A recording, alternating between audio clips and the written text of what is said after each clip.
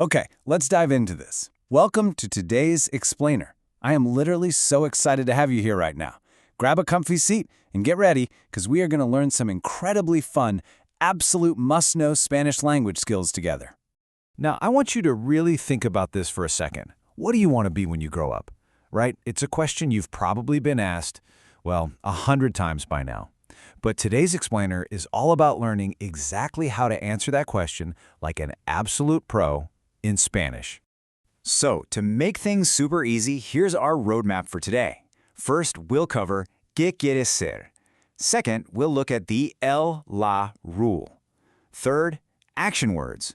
Fourth, famous faces. And finally, we're going to wrap the whole shebang up by singing Martinil. Easy enough, right?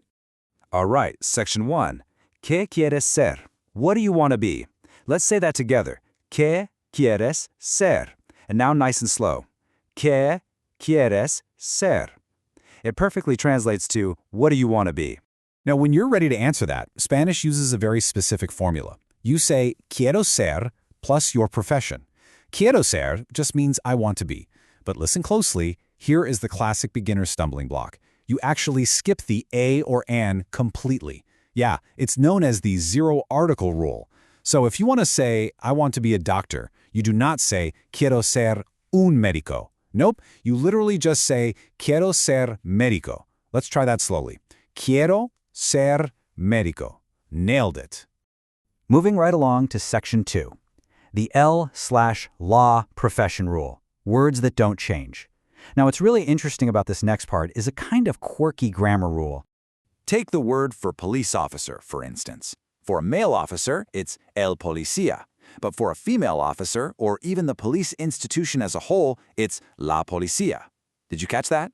The actual word policía doesn't change one bit. It's only the little article in front of it that swaps from el for masculine to la for feminine. And the awesome news? There's a whole bunch of profession words that follow this exact same rule. I'm going to read them aloud, and I want you to repeat them right after me, out loud, wherever you are. Ready? Here we go. El artista, la artista, that's the artist. El atleta, la atleta, the athlete. El periodista, la periodista, the journalist. El electrista, la electrista, the electrician. El comerciante, la comerciante, the merchant. El piloto, la piloto, the pilot. Awesome job. You just change the L to a la, and you are totally good to go. Okay, section 3, action words. Useful job verbs. Let's shift gears from nouns over to action words. Stay with me here, because building this vocabulary is absolutely crucial. So, we've got the jobs, but what do these people actually do all day? Let's check out 3 super important action words that all share the exact same ending, the UIR ending. First, construir. Construir, to build. Next, destruir. Destruir, to destroy. And incluir.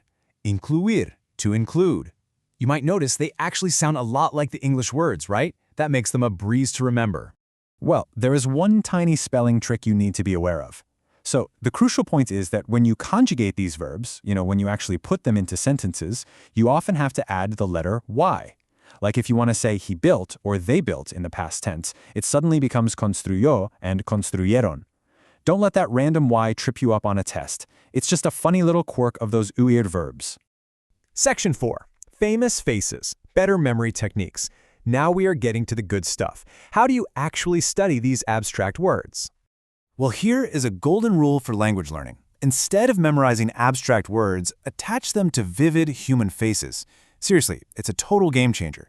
When you see a Spanish profession on a quiz, if you can instantly pull up a specific person's face in your mind, it's going to stick like glue. Our brains are hardwired to remember people way better than just plain words. So make those mental pictures as colorful and dramatic as possible. And this brilliantly illustrates the point.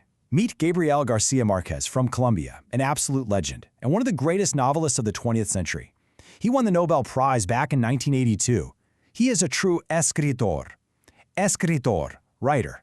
So from now on, the second you hear escritor, I want you picturing his face surrounded by a mountain of his famous books. Next up, we have Lionel Messi from Argentina, the guy who practically owns the soccer field and won the 2022 World Cup. He is the ultimate atleta. Let's try that. Atleta, athlete. When you hear atleta, vividly picture Messi striking a soccer ball right into the back of the net. Then there's Sonia Sotomayor. Born in New York, Puerto Rican heritage, and in 2009 she became the first Latina justice of the U.S. Supreme Court. She is a powerhouse abogada. Abogada, lawyer. Close your eyes and visualize Justice Sotomayor looking sharp in her black judicial robe. Check out this brilliant mind, Luis Federico Laloy, also from Argentina. He snagged the 1970 Nobel Prize in Chemistry. He is a phenomenal científico, scientist. It is literally thanks to groundbreaking Latin American científicos like him that medicine and biology have advanced so much for all of us worldwide. Finally, the utterly iconic Frida Kahlo from Mexico. She was an extraordinary artista. Artista. Artist. Next time you're trying to remember the Spanish word for artist, just picture Frida Kahlo standing proudly in front of her vivid, incredibly colorful canvases.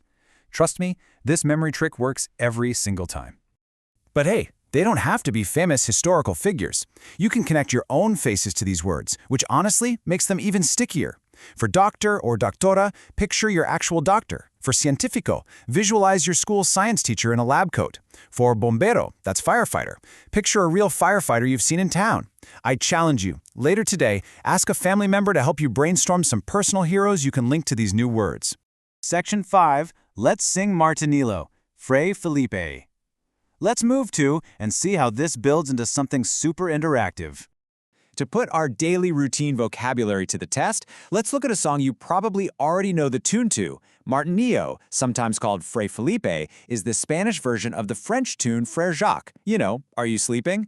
It is a beloved childhood classic all over Latin America and Spain, usually sung as a round where everyone overlaps their voices. It's basically about a sleepy friar who totally slacks on his job to ring the morning bells. Okay, let's break down these lyrics so you actually know what you're singing. I'll read them rhythmically first. Fray Felipe, meaning Brother Felipe, Brother Felipe. Duermes tú. Are you sleeping? Are you sleeping? Suena la campana. Ring the bell. Tin tan tan. And that is the very fun Spanish version of ding dang dong. So before we wrap up, I'm going to leave you with a quick little challenge to test your new skills. What daily routine action does the friar forget to do? And can you spot the hidden Spanish command telling him to do his job? Think about it. Keep practicing that vocabulary with those vivid mental faces, and I will catch you on the next explainer.